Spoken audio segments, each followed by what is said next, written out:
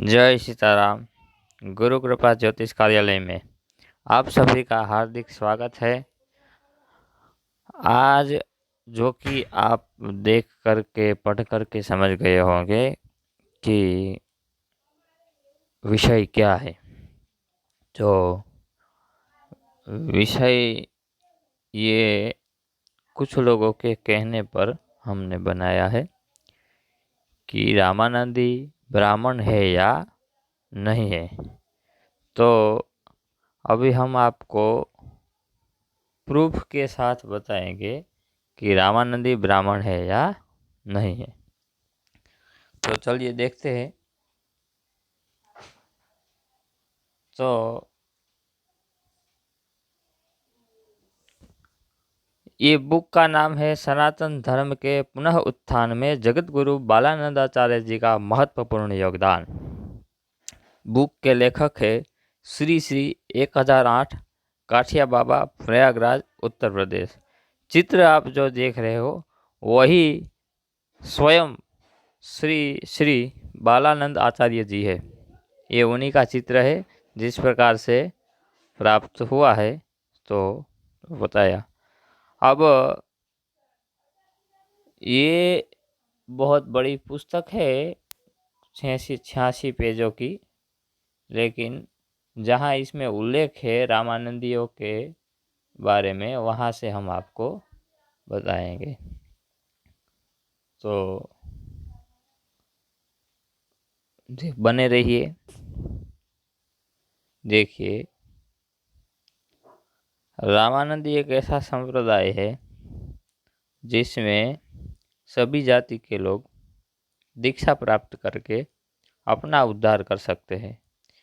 ये ऐतिहासिक बात है। पुरातन काल में शैव और वैष्णवों का झगड़ा होता था। उपास्य देव के कारण झगड़ा होता था, उपासना पद्धति के कारण झगड़ा होता था। तो उस समय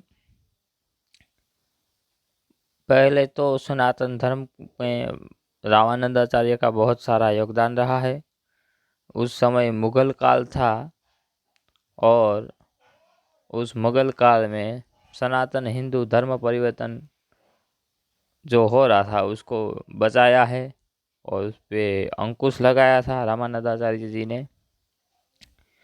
और इसी संप्रदाय में आगे जा कर के बहुत सारे आचार्य हुए। अब इसमें जो है सबसे पहले आपको ये लिखा हुआ है, आप पढ़ रहे हैं कि जब सनातन हिंदू धर्म परिवर्तन करने से बचने लगे, इसी परंपरा में प्रथम आचार्य श्रीधाम चले गए एवं उनके स्थान पर उनके प्रतापी शिष्य उत्व पदवी को धारण करते गए। यह गुरु परंपरा अनवरत रूप से चलने लगी। इसी प्रकार से सभी आचार्य परंपरा के अनेकों शिष्य प्रशिष्य बढ़ने लगे एवं उनके आश्रम भी बढ़ने लगे, किंतु उनमें से कुछ साधु पुनः विलासी एवं भोग में पड़कर सनातन को बदनाम करने लगे, जिससे मुगलों को सनातन को बदनाम करने का मौका मिला। जैसे कि कुछ साधु स्वार्थ या वासना के वशीभूत होकर दीक्षा के बाद भी गृहस्थ जीवन जीने लगे, जिसके वे धर्म के प्रचार की बजाय स्वयं के परिवार एवं स्त्री के प्रेम में डूबने लगे। इसी बात का फायदा उठाकर मुगल शासकों ने पुनः हिंदू धर्म को तोड़ने की योजना बनाई। उन्होंने पुनः नाथ संप्रदाय को हिंदू संप्रदाय के खिलाफ भड़काने हेतु एवं युद्ध करवाने हेतु भेष बदलकर कुछ नाथों की हत्या करवा दी एवं इसका सारा इल्जाम वैष्णव साधुओं पर लगा दिया। तो मुगलों ने क्या किया, वैष्णवों का रूप धर के उनसा तिलक आदि सब रख करके नाथ के जो साधु थे उनके ऊपर हमला कर दिया और कुछ नाथ के साधुओं की हत्या कर दी। एवं कुछ हिंदू धर्म के ठेकेदारों ने दोनों संप्रदाय के अनुयायियों का विष्णु एवं शिव के नाम पर अलग अलग करने का कार्य किया, जिसको एक बार फिर हिंदू धर्म में मुख्य सिद्धांतों में आपसी वैर बढ़ गया एवं वे एक दूसरे को मारने के लिए दूसरे के धर्म को नष्ट करने के लिए लड़ने लगे। अब देखिए यहाँ साल सहित सब कुछ बताया गया है। विक्रम संवत 1600 के अंत तक स्थिति इतनी भयानक हो गई कि नाथ संप्रदाय के साधुओं ने न केवल वैष्णव धर्म के साधुओं को मारना आरंभ किया, अपितु जो गृहस्थ वैष्णव में सामान्य लोग थे जो ऋषियों की संतान थे, यहाँ ऋषियों की संतान का अर्थ ही वे है ब्राह्मण, वैष्णव ब्राह्मण, उनको भी नाथ पंथ में दीक्षित करने लगे एवं उनको वैष्णव गृहस्थों से लड़वाने का कार्य करने लगे। जब स्थिति यहाँ तक आ गई कि प्रत्येक नाथ पंथ का साधु रोजाना 5 वैष्णव साधुओं को मारकर ही भोजन करने लगे, उनके जनेऊ तोड़ने लगे एवं उनके तिलक चाट कर मिटाने लगे। इस प्रकार हिंदू धर्म ही आपस में लड़कर एक दूसरे को समाप्त करने लगा। स्थिति इतनी भयानक हो गई कि वैष्णव संप्रदाय के तत्कालीन आचार्य से अकेले ना तो स्वयं के साधुओं की रक्षा होने लगी और ना ही गृहस्थ वैष्णव ऋषियों के संतानों की रक्षा होने लगी। यानी ना तो जो विरक्त महात्मा थे उनका संरक्षण कर पा रहे थे, ना जो उनसे संलग्न, उनसे दीक्षित जो वैष्णव ब्राह्मणों की संतान थी उनकी रक्षा कर पा रहे थे, जिससे गृहस्थ वैष्णव लोगों में डर का माहौल बढ़ने लगा एवं साधुओं को अपने जीवन को बचाने का संघर्ष करना पड़ने लगा। यही हालत गृहस्थ वैष्णव ऋषियों की संतान की थी, जिन्होंने इन सनातन वैष्णव संप्रदाय से जुड़े थे। वे भी स्वयं को बचाने लगे, क्योंकि एक ही समान ऋषि गोत्र होने के कारण यह पहचान करना बहुत कठिन हो जाता। अब देखिए, आप जानते हैं कि गोत्र जो है वो बहुत सारी जातियों में एक सा पाया जाता है, क्षत्रियों में, ब्राह्मण में, कुछ और में भी। तो इसी प्रकार से इस ऋषियों की जो गोत्र जो है वो नाथ में और वैष्णव में, जो दोनों जो ब्राह्मण होते थे नाथ पंथ के और वैष्णवों के ब्राह्मण, उस दोनों में ऋषि गोत्र एक होने कारण ये कठिन हो जाता था कि कौन नाथ पंथ को मानने वाला है और कौन वैष्णव धर्म को मानने वाला है, क्योंकि एक समान ऋषि गोत्र होने के कारण यह कोई भी यह पहचान नहीं हो पाती थी कि कौन नाथ पंथ का गृहस्थ व्यक्ति वैष्णव है और कौन वो है। तो वैष्णव गृहस्थ के घर पर हमला करने, नाथ पंथ का गृहस्थ व्यक्ति वैष्णव गृहस्थ के घर हमला करने आया। कुल मिलाकर सार यह हुआ कि मुगलों की हिंदू धर्म को तोड़ने की योजना धीरे धीरे कामयाब होने लगी, क्योंकि आपस में लड़ने लगे एवं सनातन हिंदू धर्म आपस में लड़कर समाप्त होने लगा। धर्म के प्रचार करने वाले साधुओं पर साधुओं द्वारा एवं गृहस्थ जीवन जीने वाले पर गृहस्थियों द्वारा हमले होने लगे एवं हिंदू धर्म के ही 2 मत को मानने वाले समाप्त होने लगे। पहले नहीं ऐसा था, लेकिन ये मुगलों की साजिश के कारण ऐसा हो गया कि आपस में लड़ने लगे। तो जगत गुरु बालानंद आचार्य जो थे, अब उनके बारे में सुनिए। विक्रम संवत 1700 के आरंभ काल में भारत के भाग्य में एक ऐसे विरक्त साधु का आविर्भाव हुआ जिसने सनातन धर्म का पुनः संगठित करने का महत्वपूर्ण कार्य किया। जिस समय सनातन धर्म के 2 अलग मतों को मानने वाले साधु एवं गृहस्थ आपस में लड़ रहे थे, उस समय जगत गुरु रामानंदाचार्य जी के शिष्य परंपरा के आचार्य श्री विरजानंद आचार्य जी के शिष्य बालानंद आचार्य जी ने इस युद्ध को रोकने एवं पुनः हिंदू धर्म को एक करने का बेड़ा उठाया।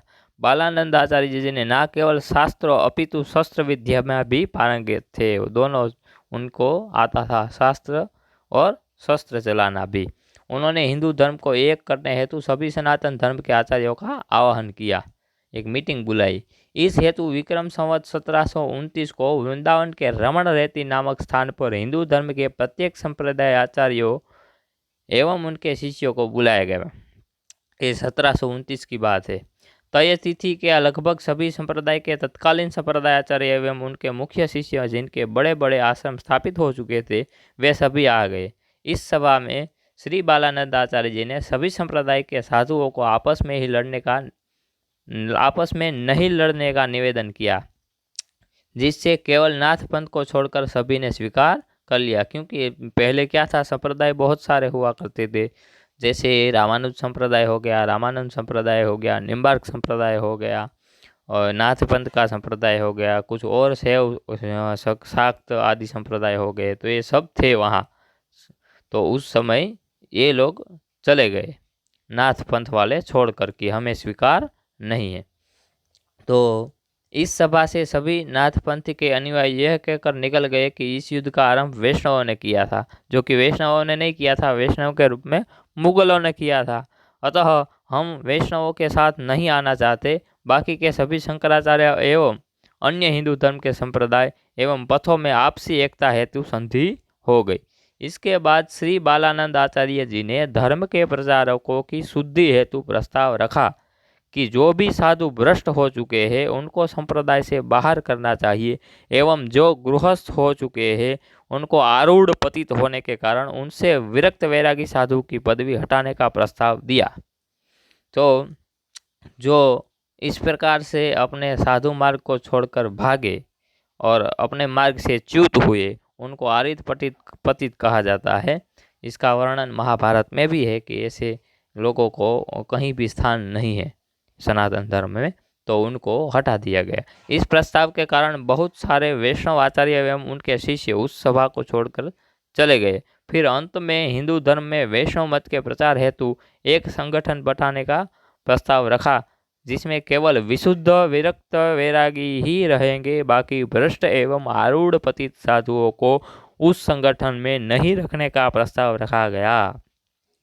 इसमें केवल जो बाकी के जो चले गए या जिनको छोड़ दिया गया वो सब अच्छे नहीं थे, वो शुद्ध नहीं थे, वो सनातन धर्म के अनुसार नहीं थे, इसलिए उनको निकाल दिया गया। और जो जो रहे विशुद्ध थे जो वास्तव में उनको लेकर के एक संगठन बनाया गया। इस कारण केवल 4 संप्रदाय ही इस संगठन बनाने हेतु सहमत हुए।